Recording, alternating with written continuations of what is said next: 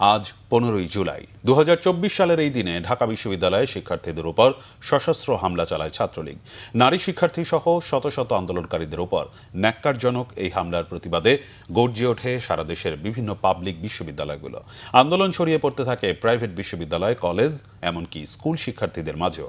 ছাত্র জনতার আন্দোলনেই 5 আগস্ট পতন হয় শেখ হাসিনার ফ্যাসিস্ট সরকারের। আন্দোলন পরবর্তী 2 বছরে জুলাই হত্যার বিচারের অগ্রগতি ও শহীদ পরিবারগুলোর ভাবনা নিয়ে বিস্তারিত থাকছে সৈকত সাদিকের রিপোর্টে।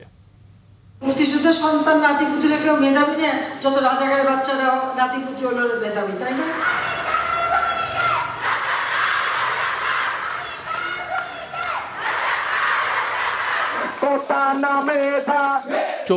15 জুলাই সকাল থেকে উত্তাল ঢাকা বিশ্ববিদ্যালয়ে। কোটা বিরোধী আন্দোলনকারীদের নিয়ে তখনকার প্রধানমন্ত্রী শেখ হাসিনার বিরূপ মন্তব্যের প্রতিবাদে রাজু ভাস্কর্যের সামনে শুরু হয় তুমুল বিক্ষোভ।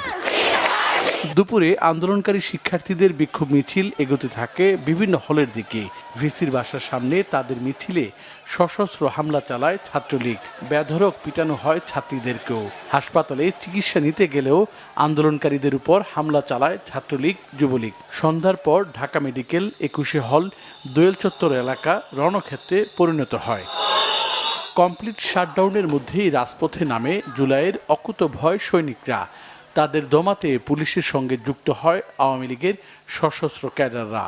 18 জুলাই রাজধানীর ধানমন্ডিতে কোটা সংস্কার আন্দোলনে গিয়ে গুলিতে নিহত হয় রেসিডেন্সিয়াল মডেল কলেজের শিক্ষার্থী ফারহান ফাইয়াজ। 1400 শহীদের রক্তের প্রতিদান জুলাই আন্দোলন নিয়ে আজ রাজনীতি বিভাজন হওয়ায় ক্ষুব্ধ শহীদ ফারহানের বাবা। পিতার কাঁধে পুত্রের লাশ, এই ভারী বস্তুটা ভাইয়া সারা জীবন আমাকে বয়ে বেড়াতে হবে, সারাটা জীবন এই কষ্টটা বয়ে বেড়াতে হবে। তার মধ্যে যদি দেখি যে আমাদের মধ্যে এরকম আমাদের ঐক্যের মধ্যে একটা ফাটল ধরানোর জন্য বিভিন্ন রকমের কনস্পিরেসি চলতে থাকে, এগুলো আরও বেশি কষ্ট দেয় আমাদের। প্রায় 1.5 বছর জাতীয় ঐক্যমত কমিশনে যে সিদ্ধান্তগুলো নিয়ে একটা গণভোটের আয়োজন করেছিল, সেই গণভোটে পাবলিকের যে গণরায়টা যেটা জয়যুক্ত হয়েছে, জয়যুক্ত হয়েছে, সেই হাটা যেন বাস্তবায়ন হয় এই প্রত্যাশা রেখে। বুলেটের আঘাতে শহীদ হওয়া ছেলেকে হারিয়ে অনেকটা বাকরুদ্ধ মা ফারহানা দিবা। ভালো লাগে না, বিচার তো আর হলো না। আর কোনো মায়ের রকম ছেলে বুক খালি যেন না হয়। শহীদদের জন্য সবাই যেন দোয়া করে। আন্তর্জাতিক অপরাধ ট্রাইব্যুনালে চলছে তাদের ছেলে হত্যার বিচার। এই শহীদের পিতামাতার এখন একটাই চাওয়া, এই হত্যাকাণ্ডের যথার্থ বিচার।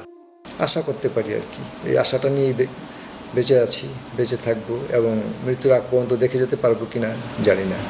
সৈকত সাদিক, বাংলা ভিশন, ঢাকা।